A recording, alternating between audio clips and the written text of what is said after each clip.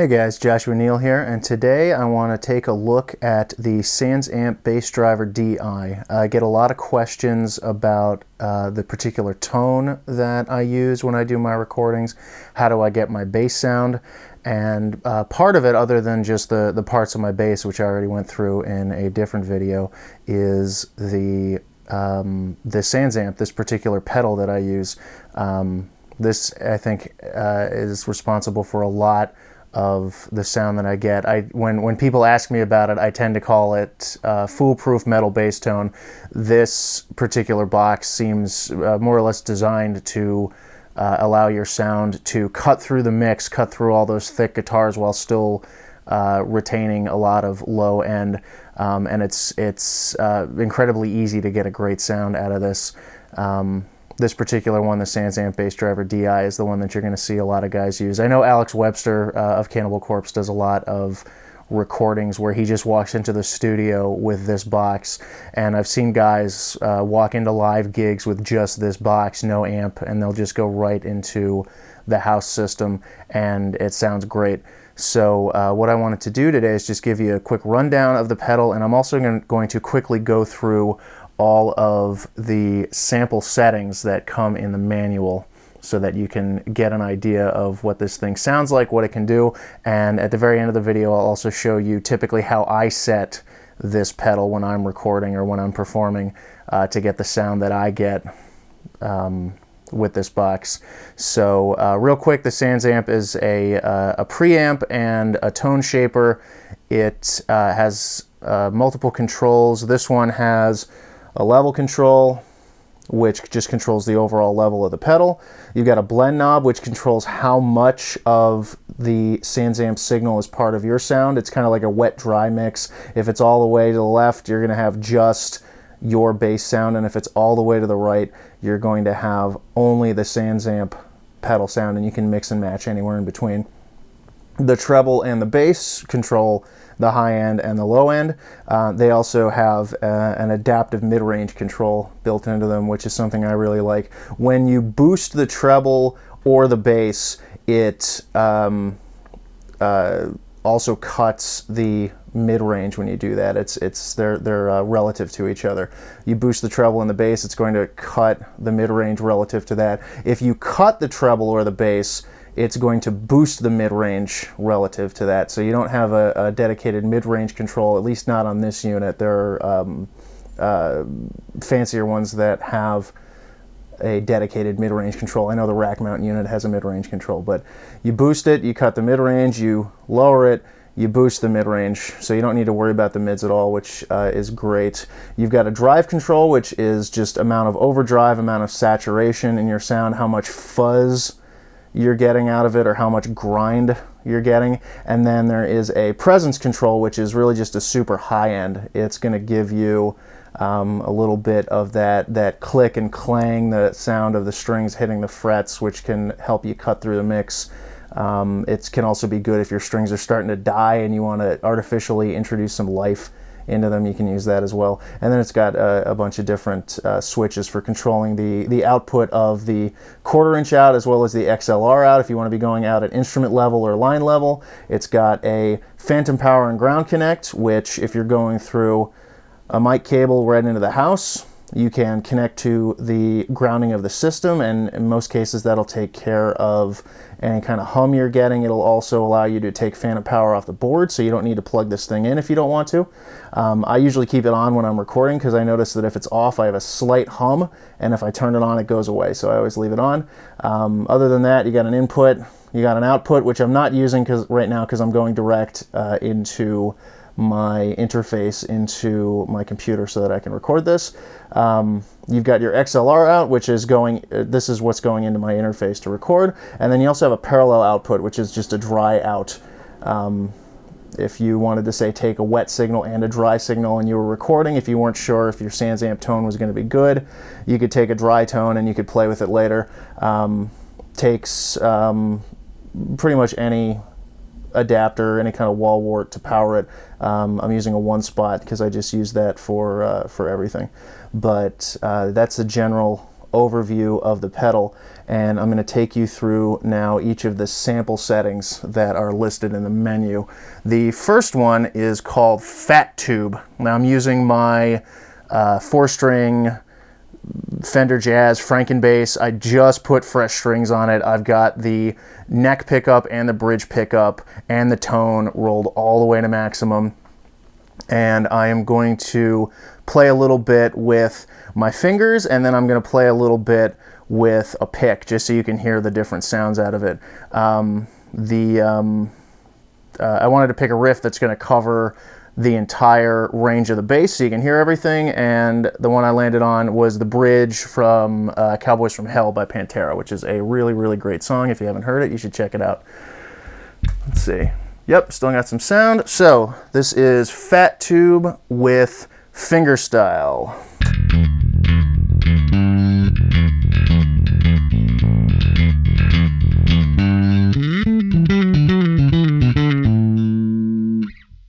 And with a pick.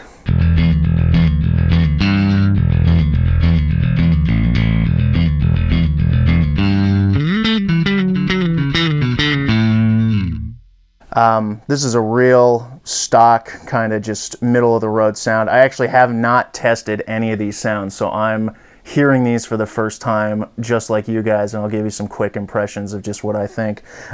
This would be a good starting point. I probably wouldn't use this tone just because it's kind of, it doesn't really do anything for me. It doesn't have any kind of sparkle or pizzazz or any other kind of word you want to throw at it. But this is probably where I would start with when you're playing with the SansAmp. Just set it flat, check it out, adjust what you want to, and find your own sound from there. Next one we're going to look at is called Baseman Style, which I believe they are going for the Fender Baseman. So we're going to boost the treble to about 2 o'clock. We're going to pull the bass back a bit to about 11. The drive's going to stay where it is, and the presence is going to come back just a hair to 11 o'clock. Let's see. So very similar. Baseman Style with fingers.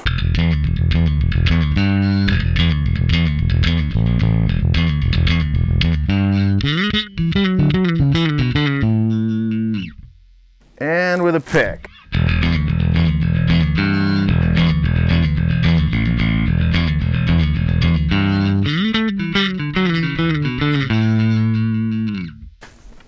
This one's a little better for me personally. I like a little bit of treble boost because I like to hear a little bit of that click. I like my sound to cut through a little bit. I probably would, depending on the situation, I may or may not cut the bass, depends on what amp I'm going through, depends on the sound of the room, but overall,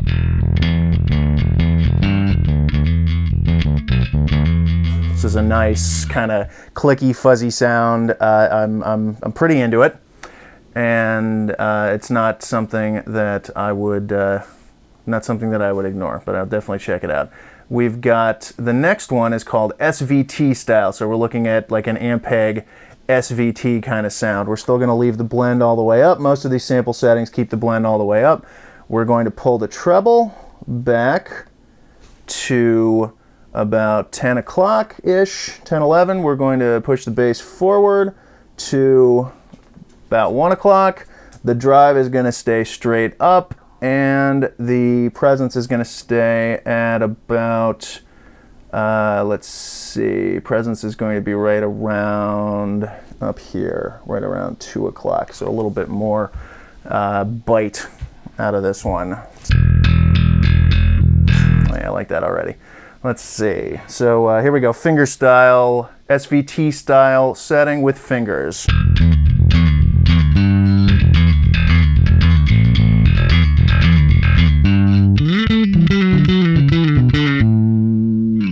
And with a pick.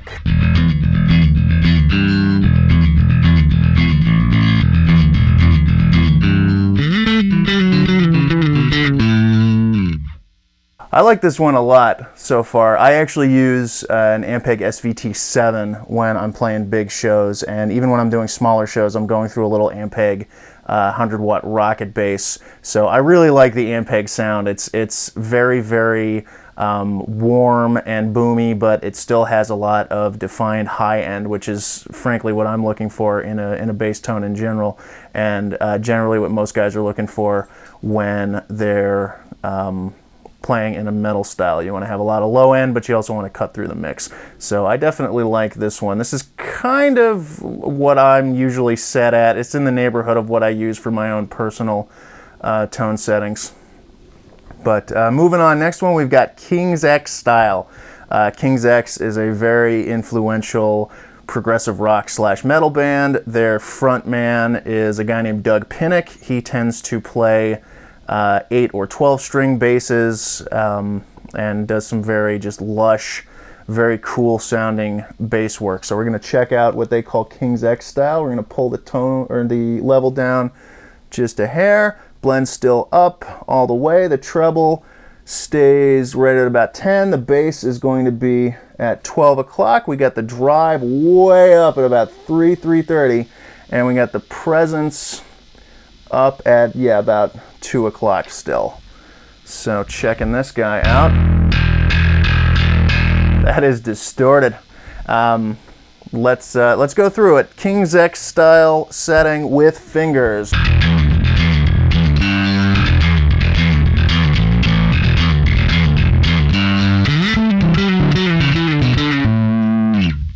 And with a pick.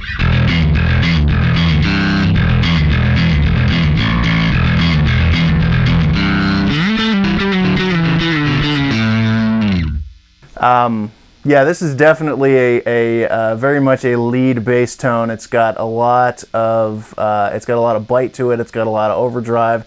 It is super fuzzy, so it's really going to stick out in a like a progressive rock setting where you're not using as much distortion. If you were using this in a more extreme metal setting, you'd probably just get eaten by the guitars. So it's not something that I would do in that situation. I think it does sound a lot better with the pick. It really helps that drive boost to cut through, which is pretty cool.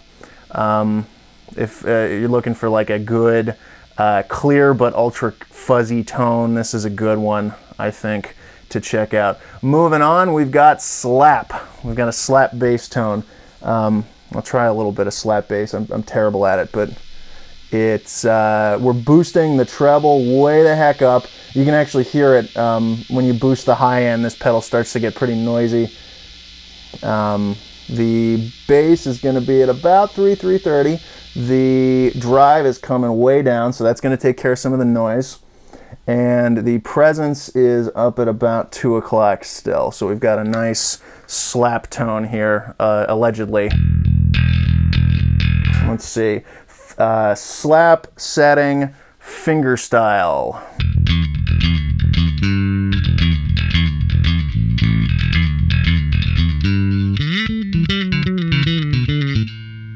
And with a pick.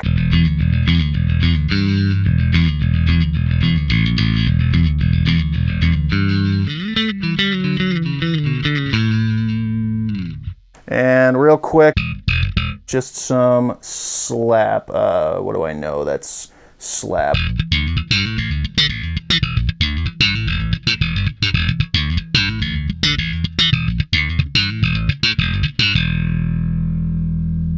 Yeah, this is definitely a nice stock slap tone. You usually have the scooped mids when you're going for a slap bass sound. You want the lows to be really up, you want the highs to be really up, and you want to pull the mids out so you get that fat, clicky sound. You really want to hear the strings hitting the fingerboard when you're slapping. This is not enough drive for my purposes.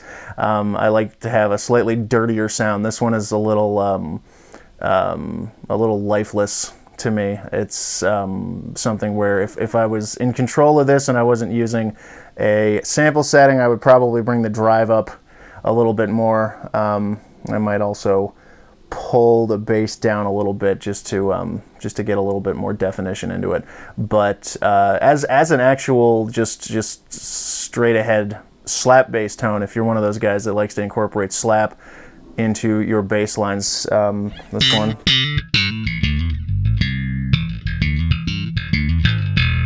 This one's pretty good. Moving on, we've got Reggae. Do like me some Reggae. We're gonna leave the level's gonna stay where it is, the blend's gonna stay where it is, the treble's gonna be about 12 o'clock, the bass we're gonna push all the way, so we're really gonna get a nice traditional reggae tone out of this.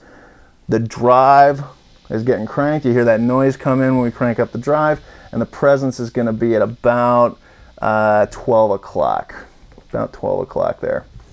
All right, let's see. Woo, I'm actually gonna pull the level down because there we go. Really overdriving my interface there. All right, reggae setting with fingers.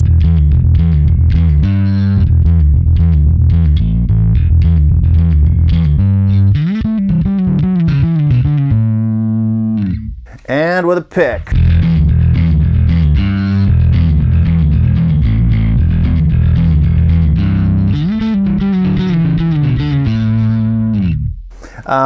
Definitely a good reggae tone. I don't know how good of a metal tone it is, but then again, it's not really designed to be a metal tone.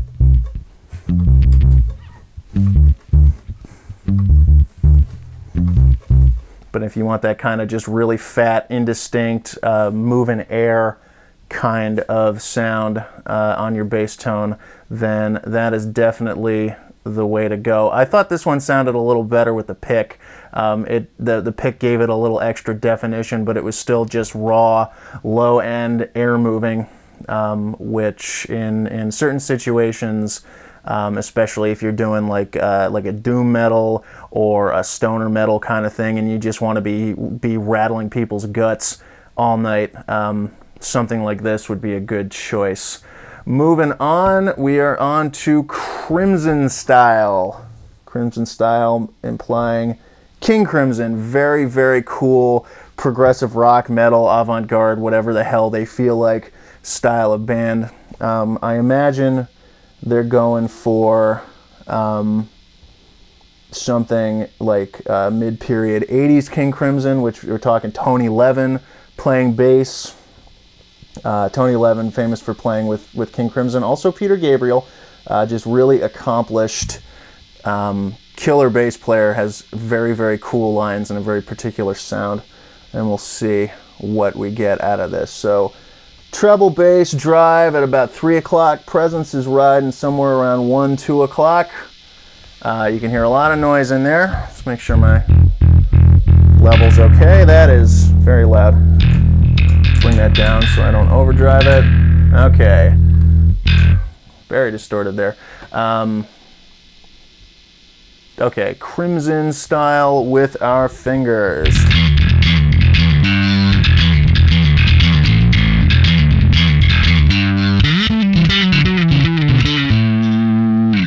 And with a pick.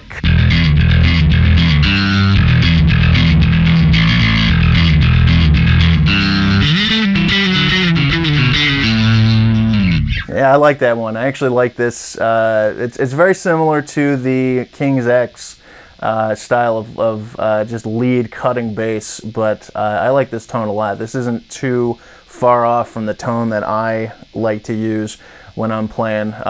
This one I like better with the fingers. I thought I got, as opposed to now with a pick. I felt like I actually get more bite with my fingers on this one than I do with the pick.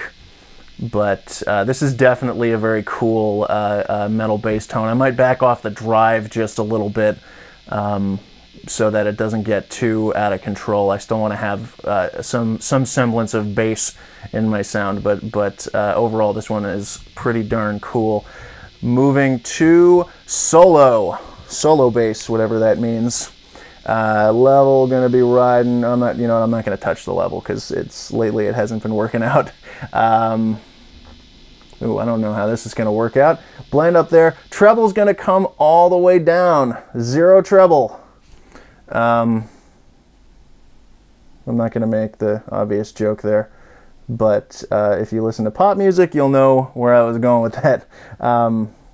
Treble all the way down, no treble. We got the bass at about 11 o'clock, and we're going to push the drive and the presence to maximum and see what we get. That is really quiet. Let's bring it up. I'm actually getting almost nothing out of this. I really have to crank the level. There we go. Let's see. So, going through solo sound with our fingers.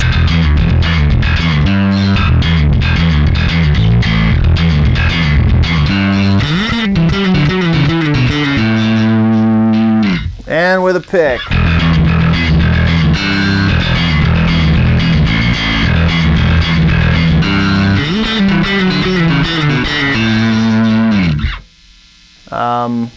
Actually going to turn this way down just so I don't have to listen to the noise for a moment. That is a weird setting for solo, pulling all of your high end out and just cranking up the drive. You're getting a really kind of muffled, not so pronounced sound out of it, and it's not something that I would choose as a solo bass sound in any situation. I would be more likely to go with probably the SVT or the something like the King's X or the Crimson if I was looking for a solo tone. This one's just kind of weird. It's got a lot of, I guess it's cutting the treble and the bass. The mid-range is really pronounced, which is usually the default when someone's like, oh, I need a solo tone. What am I supposed to do? Well, the mids really cut through, so let's really boost the mids. That'll help us cut through, and that's not always the case. That is not the gospel. So if someone tells you to just boost your mids if you're playing solo, take it with a grain of salt. is my 2 cents. Moving forward, we've got something called full range / clean for piezo.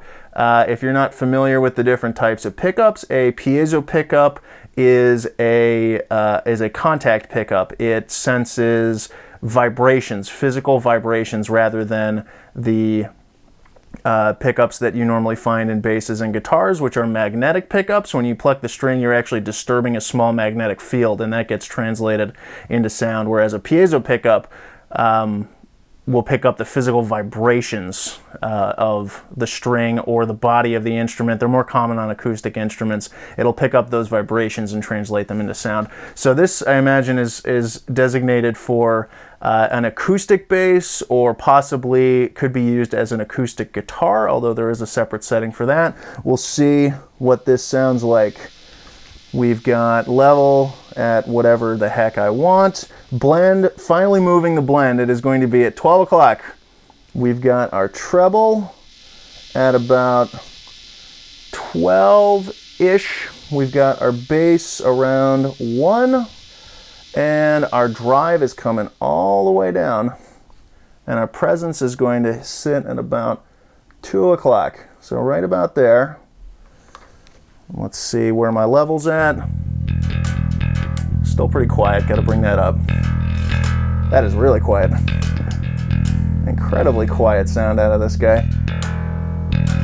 Let's see, let's go with something about that. Full range, clean for piezo setting, fingerstyle.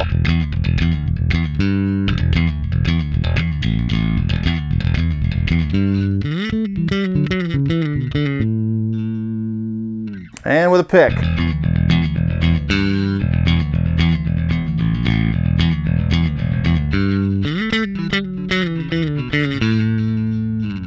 Yeah, if tone could be an ice cream flavor, this would be vanilla. Not even French vanilla or vanilla bean. This is plain vanilla tone. This has nothing going on. Maybe with a piezo pickup, things are a little bit different, but for an electric bass, this sounds like I plugged my bass directly into the computer, that I'm not going through a preamp or an interface or anything. I took my 1/4-inch cable and I got one of those 1/8-inch adapters. I connected them I plugged it into the back of the sound card and I hit record. It has got nothing going on the electric bass. I do not recommend this one at all. Moving to acoustic guitar. I have used this thing with a guitar before. It didn't sound very good because it's designed for bass, but we'll see what the acoustic guitar setting sounds like on a bass. We got the blend all the way up. The treble and the bass are at 12 o'clock. We're going to pull the drive all the way out still, and we're going to put the presence at about 11 o'clock. And get our level looking good. Wow, I've got the level all the way up on this thing, and I'm still very quiet compared to the other ones. But let's check it out. Acoustic guitar setting with our fingers.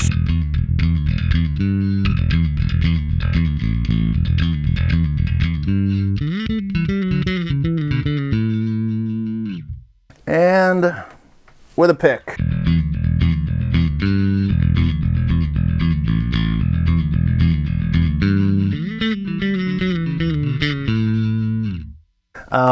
Same kind of issue here. It's not really designed for an electric bass. This one is more or less the same as the full range setting. So all of my previous criticisms of the tone apply. That being said, it wasn't designed for electric bass. It is for running an acoustic guitar, I guess, direct. So that one you would probably just avoid based on the name. And coming in on the final two, they are both for the Chapman Stick. If you are not familiar with the Chapman Stick, it is a very cool two-handed tap instrument. It's basically just a gigantic guitar neck with a pickup at the bottom, and rather than plucking the strings, you will tap them directly onto the fingerboard with both hands, and that will actually sound the notes. This allows you to play almost piano-style lines. You can play a melody and a bass line at the same time. You can do chords with a bass line. You can they come in a wide variety. There is a bass version. There's a stick bass. I think it has 8 strings. The standard Chapman Stick has 10, and it's tuned in this weird, like backwards fifths tuning that seems incredibly confusing.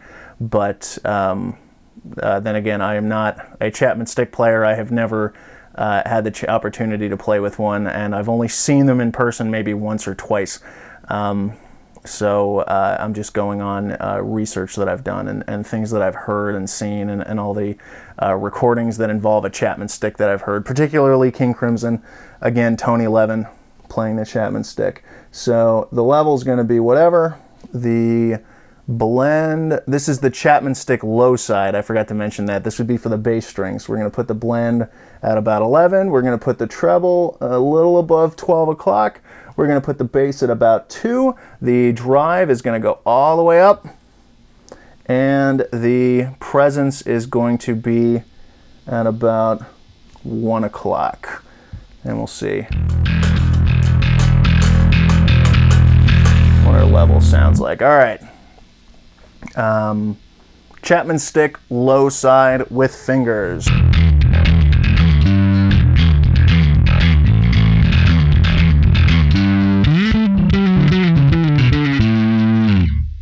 And with a pick.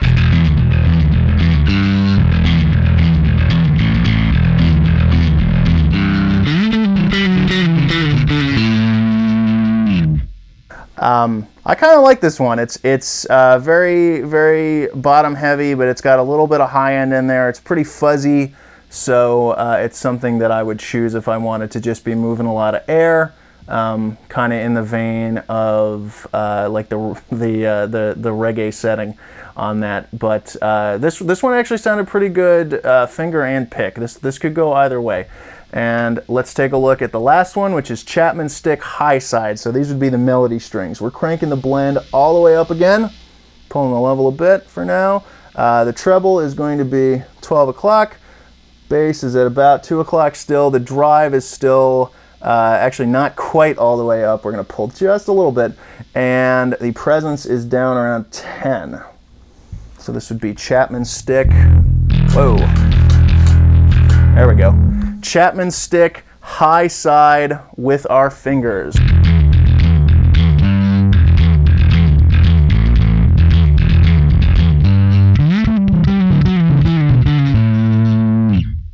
And with a pick.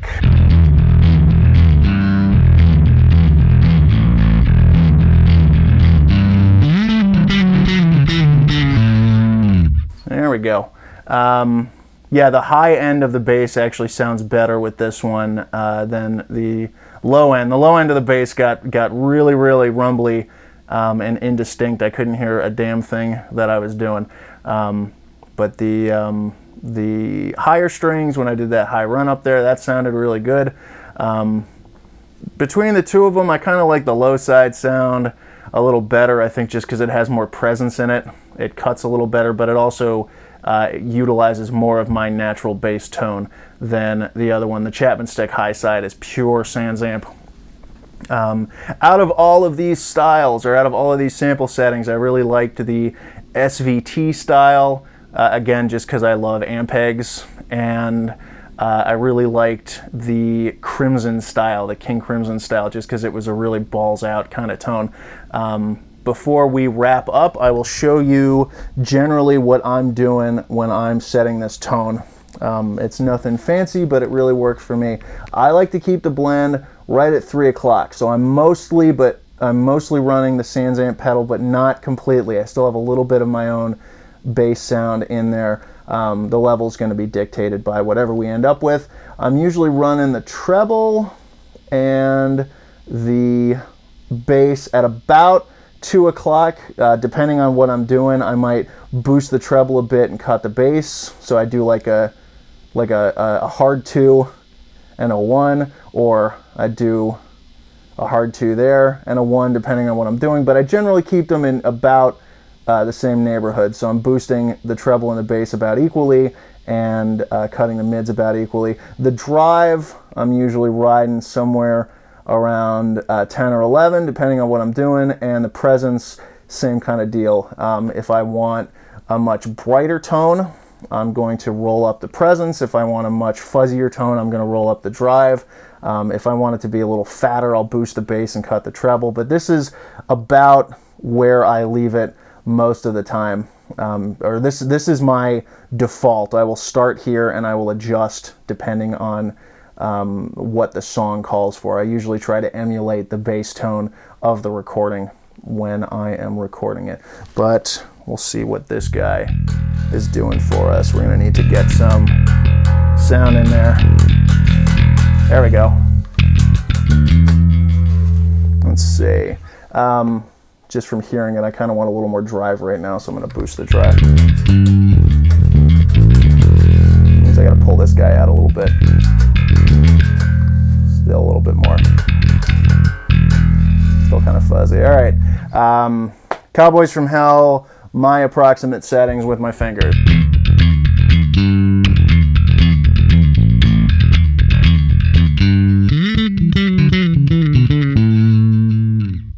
And with a pick.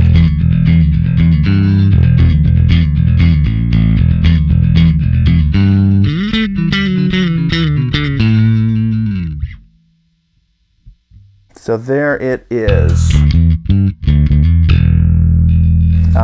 This tone it's very fat, but it still has a lot of high end. It's got a lot of click to it. When I dig in, you can really hear that drive start to spark through. And it's generally, I find this tone works really well for metal, or general metal.